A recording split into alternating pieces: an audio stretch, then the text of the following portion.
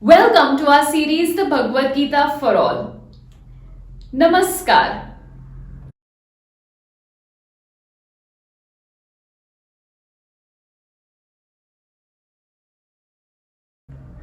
Chapter 9, Rāja Vidyā Yog, or the Yog through the Sovereign of Sciences.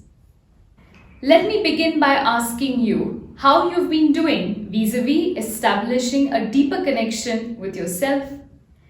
We discussed how important it is for us to have this connection with our soul so that we can make the most of the mortal life we have.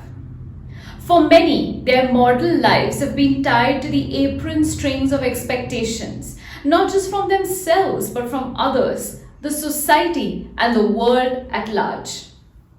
But the world out there is much bigger, more real than what we let ourselves believe. The bottom line is, if you would like to know more about yourself, the world is your oyster. Growing up in the real world. There are quite a few possibilities and arguments that Shri Krishna puts across when speaking of growing up in the real world. Let's try to make a sense of those. Most mammals, if you've seen, will never leave their newborn to their own fate, to their own survival. A mother, whether to a human or an animal, will stand by and look after its young until she's sure that it can do things on its own.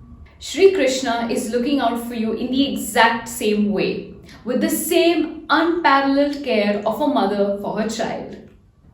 In one of the verses, Shri Krishna says, Vahamyaham, meaning that he personally looks out for all his devotees. He has provided us with two things. One is Yog. This Yog is a supply of spiritual assets that we can use to better the way we live. Second is Shamam, which is protecting the spiritual assets that we devotees already possess. But these two things on offer do not come easy. Carrying forward from our previous example of mammals, as the child grows, the mother begins to reduce her responsibilities. She lets her little one think and act for themselves.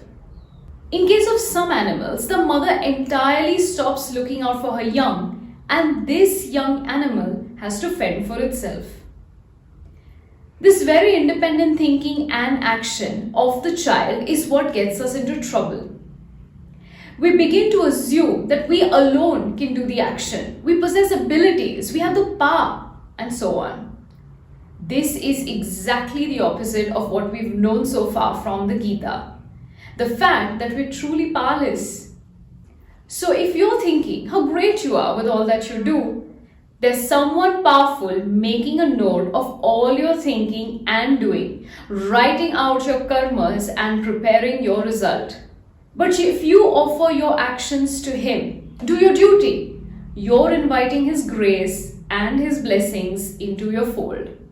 Shri Krishna shares an interesting phenomenon about worshipping celestial gods. He says that worshipping celestial gods might grant you your material desires. But is that what you're really looking for? If liberation is your true outlook, then freedom from the material world is where your attention should be, fulfilling a spiritual evolution. Our reach to a spiritual evolution will be as far as we're willing to go. Think of it as filling a bucket with water. You will be able to fill in as much as the bucket can contain. Your spiritual evolution will be as much as you're willing to do to attain it. One might think that offering great and big gifts will alone suffice a powerful force such as the Creator. But is that really so? Do you think God, who is the actual creator of the universe, is going to judge you by the offerings you make? If you think so, you might want to reconsider your devotion, your bhakti. All that Shri Krishna really wants is your devotion, albeit your true devotion. If you'd like to offer him flowers or fruits or even a leaf, he'll be happy to accept it, he says, as long as you truly believe in your bhakti. If you can't find anything around, he says some water would be good too. Now this might baffle you, but it's not the words of the offering that matters. It's how you feel in your heart. Having known Shri Krishna's wisdom by now, do you think he's looking for material offerings from us? That's not a tough question to answer. We can confidently say that bhakti to Shri Krishna is beyond this. Time and again, he's pointed out that while performing our duty, our dharma, we must offer our actions to him. Now hear me out. Our devotion is belittled thinking that it's something worthy of offer only when inside a temple. Our true bhakti lies in thinking of the supreme power when doing any action, working in fulfilling our duties, and above all, exercising humanity. Staying true to yourself will be a great start for any devotion. It makes life really simple. And isn't that all we really want? Dhanyavad.